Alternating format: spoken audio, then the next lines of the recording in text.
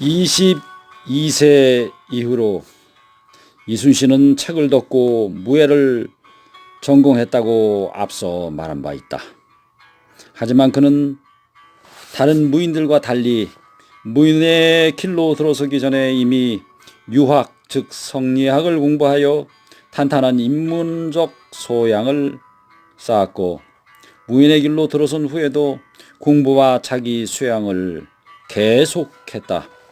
그리하여 그가 쓴 글과 글씨는 어릴 때부터 익혀온 인문적 소양이 바탕이 된 데다가 풍부한 예술적 감성이 더해짐으로써 어느 문장가나 서예가 못지않은 경지를 보여준다. 지금까지 남아있는 작품 중 명시 몇 점을 읊어보자.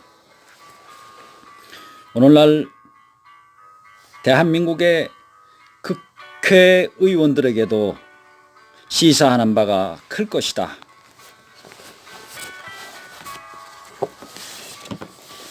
한산섬 달밝은 밤에 수루에 홀로 앉아 큰 칼 옆에 차고 깊은 시름하는 차에 어디서 일성호가는 남의 애를 끌라니. 가보년 6월 11일 일기에 아들 울을 본영으로 보내고 홀로 빈 마루에 앉았으니 마음을 걷잡을 수 없었다. 마침 충청수사 이순신이 와서 함께 저녁밥을 먹고 달 아래 오랫동안 앉아 얘기할 때 옥적 소리가 차량했다는 기록이 있고, 을미년 즉 1595년 8월 15일 일기에 이날 밤 으스름 달빛이 수로를 비추는데 잠을 이루지 못하고 시를 읊으며 긴 밤을 새웠다라는 기록이 있다. 따라서 한산도가는 위 두 날 중에 어느 한 날 지은 것이 아닌가 한다.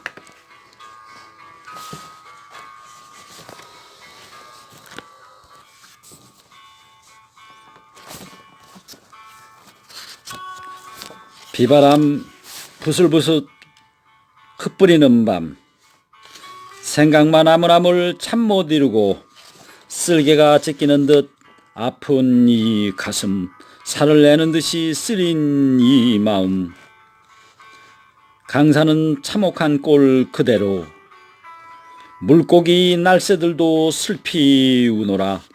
나라는 갈팡질팡 어지럽건만 바로잡아 세우리 아무도 없네. 제갈량 중원 회복 어찌 했던고. 몰아치던 곽자의 글이 웃구나. 몇 해를 원수마게 한다고 한 일, 이제와 돌아보니 님만 속였네. 난중일기 내용 중 가보년 9월 3일에 비가 왔다. 종일 큰 바람이 불었다. 초저녁에 촛불을 밝히고 혼자 앉아 스스로 생각하니 나란 일이 진창이 되었건만 안으로 건질 길이 없다. 어찌할꼬 라고 쓴 것과 흡사하다. 바로 대한민국의 위정자들과 국회의원들과 공직자들이 들어야 할 시가 아닌가 합니다. 분명히 그렇습니다. 한편 이 시는 그 내용상 선조가 임진년 1592년 6월 의주에 이르렀을 때 지은 오원 율시에 답하여 지은 것으로 보이므로 당시 많은 충신의 눈물을 자아내게 했다는 선조의 시를 덧붙인다.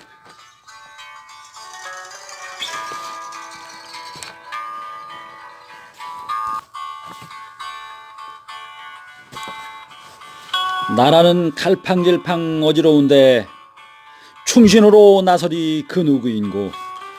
서울을 떠난 것은 큰 계획이요, 회복은 그대들께 달려있나니.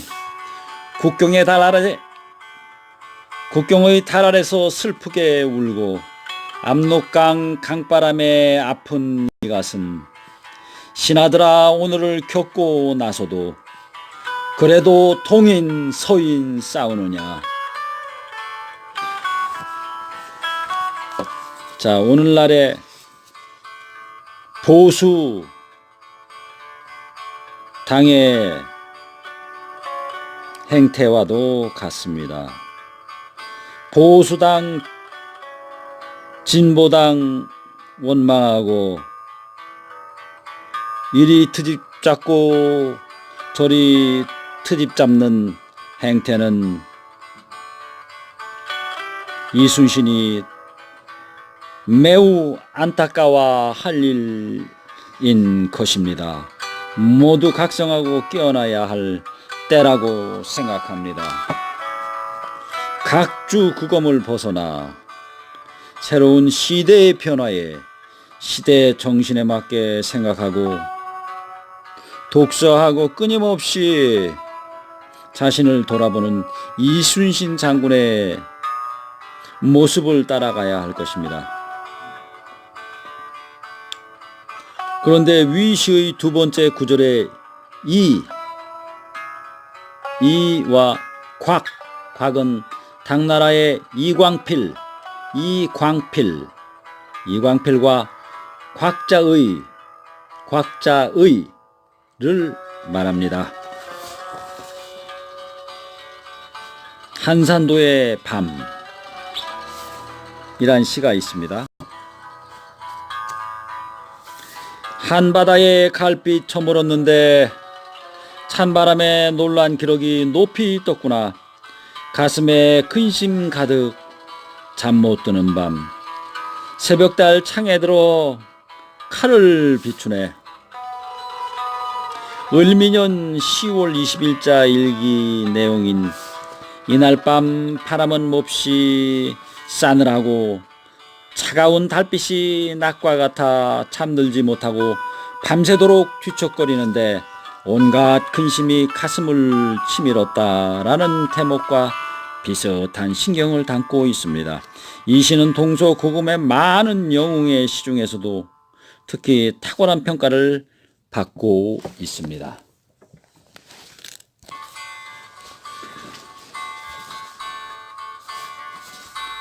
오늘날의 위정자들도 마찬가지지만은, 위정자들과 국회의원들도 마찬가지지만은 이순신과 같이 하루하루를 기도하는 마음으로 살아야 할 것입니다.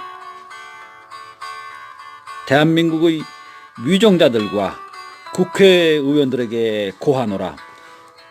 그런 의미에서 이순신의 삶을, 한산도에서의 생활을 들여다보기로 하겠습니다. 이순신은 한산도에서 하루하루를 기도하는 마음으로 살았다. 그가 한산도에서만 기도하는 마음으로 살지는 않았겠지만 그 시절에 쓴 것으로 보이는 기도에 관한 절구가 있어 여기에 소개한다. 이 절구는 진중에서 읊은 어느 시의 1장 뒷부분에 나오는데 이 부분만으로도 훌륭한 시 한 편이 되어 지금도 만인에 회자되고 있다. 받아두고 맹세하니 어령이 움직이고, 받아두고 맹세하니 어령이 움직이고, 산을 두고 맹세하니 초목이 아는구나.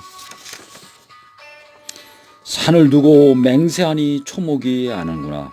이 시의 뜻은 결국 천지에 기도하니 천지가 감응하다라는 것입니다. 시의 뜻을 새기다 보니 이순신의 기도하는 마음에 대해 더 이야기해 보고 싶습니다. 기도란 어떤 목표를 세운 사람이 그 목표를 달성하기 위해 마음을 모으고 정성을 다해 비는 것을 말합니다. 위의 시는 외적을 물리치고 나라를 지키겠다는 뚜렷한 목표를 가지고 오직 그 목표의 달성을 위해 일념으로 살아갔던 이순신의 정성스러운 모습을 잘 보여주고 있습니다.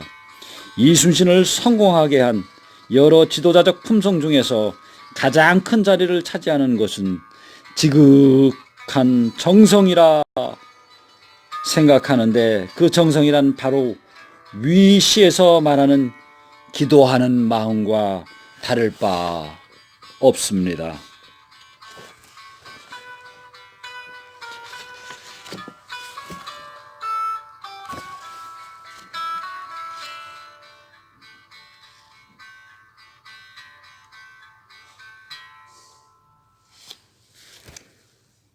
오늘날의 위정자들과 특히 국회의원들은 나라를 사랑하는 마음과 국토를 사랑하는 마음으로, 백성 국민을 사랑하는 마음으로 몸을 불살라 이순신과 같이 충성과 진정을 다해서 기도하는 마음으로 하루하루를 살아가야 할 것입니다.